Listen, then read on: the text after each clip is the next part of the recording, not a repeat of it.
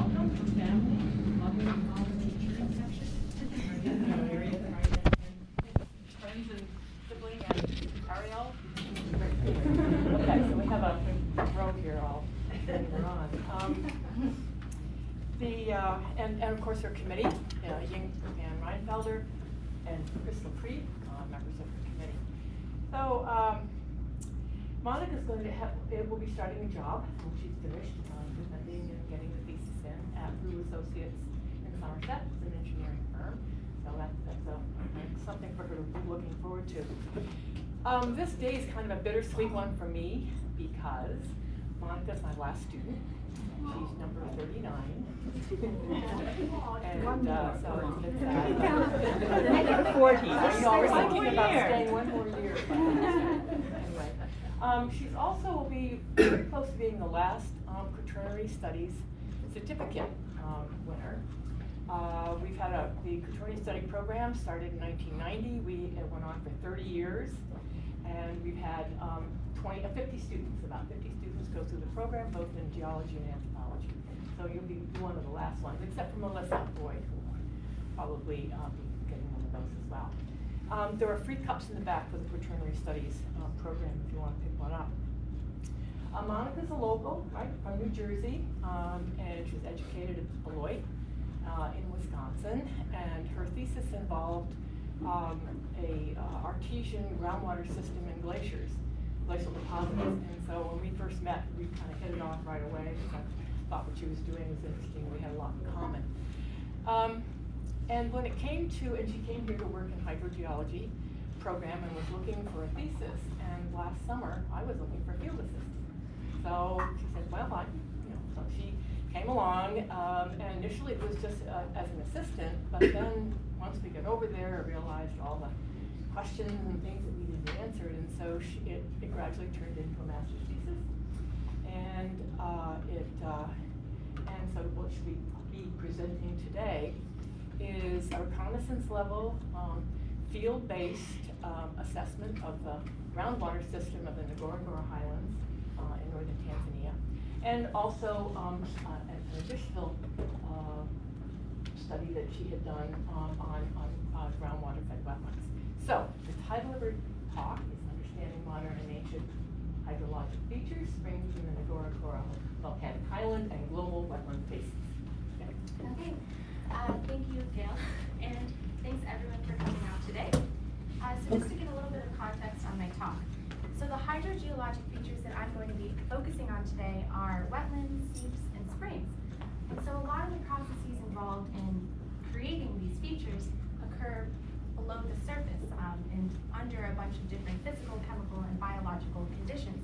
And because, you can see these superficial features, directly on the surface, you can observe them and benefit from them, but you aren't able to actually see a lot of the processes involved because they're underground. And so that is what makes understanding these features difficult a lot of times, and that is what I'm going to try to contribute on my talk today.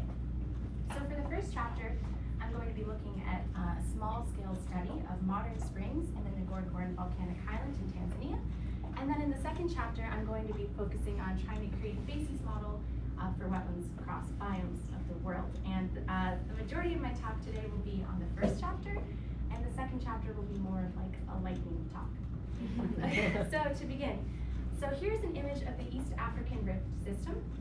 It's one of the few active intercontinental rift systems today, and it extends about 4,000 kilometers from the Triple Afar Junction in the north to Mozambique in the south. And my study region is located at the southern part of the eastern branch of the East African rift system. It's located in northern Tanzania at about 3 degrees south of the equator. And so the rift system actually cuts through, this bifurcates into 2 rifts outlined here in yellow and cuts directly through the study region. And sitting at this bifurcation is a massif of volcanoes termed the Ngorongoro Volcanic Highlands. And these volcanoes tower about 3,000 meters over the rift below. And so the study region is a pretty arid environment, and surface water is really only seasonal. And so what is of particular interest in this region are the springs that are indicated by these red stars located to the west and the south of the study region. And so these springs are persistent and they provide fresh, drinkable water year-round.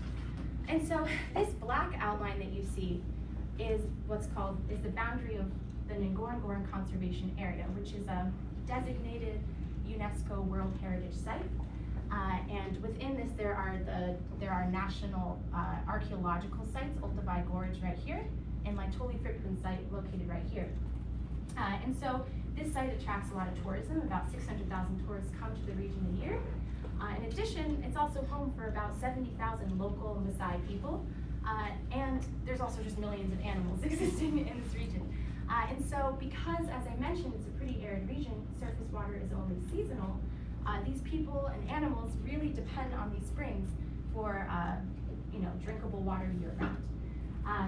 So despite the fact that they really depend on this water, there's really virtually no studies done in this region in terms of the groundwater systems. So that's the main goal, is to try and better understand these groundwater systems and the hydrogeology of the region. And so a tool that a lot of people use to understand groundwater systems is to use numerical groundwater models. And so this slide shows the data requirements for building groundwater models. And so it involves two components. One is data that help describe the physical framework of the groundwater basin, and the other component are data that help describe the hydrological stress of the region. And so in this region, and also for a lot of East Africa, really the only available data that's publicly accessible is topographic data. So as you can see, there's a lot of lack of information, which makes it really difficult to quantify how are these springs going to change in the future, and presently how do they work. And this is especially important as the climate changes. You want to estimate how the spring's resources will persist. So the objectives of my thesis is to provide data and information to fill these two categories with data. So in terms of the physical framework, my objective is to generate schematic conceptual models of spring formation for these springs visited.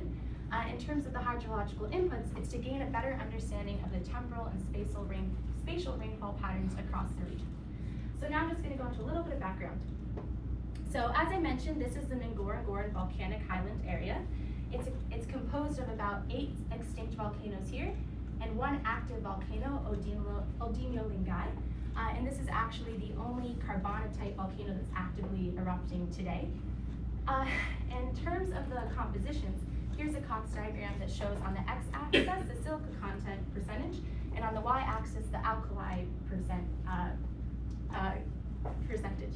And as you can see, the volcanic units of the highland area have a wide range. They range from basalts to rhyolites to silica undersaturated lavas, and even to the carbonatites. And so I think it should be noted that while there has been a lot of research on the volcanism in the East African area, and specifically within the Ngorongoro volcanic highlands, there are still no hydrogeological studies in the region. And so here is a stitching, kind of like a quilt, of 4 different geologic maps that we were able to find. And so there's one here, here, here, and here. And so this shows the superficial geological information, but unfortunately they were made in the 60s and by different people, these 4 different maps. So the colors often don't correlate from one map to another, and also the names of the units sometimes vary based on the person writing it. But here you can see this is here are the springs overlaid in this area, and in general there are pre-Cambrian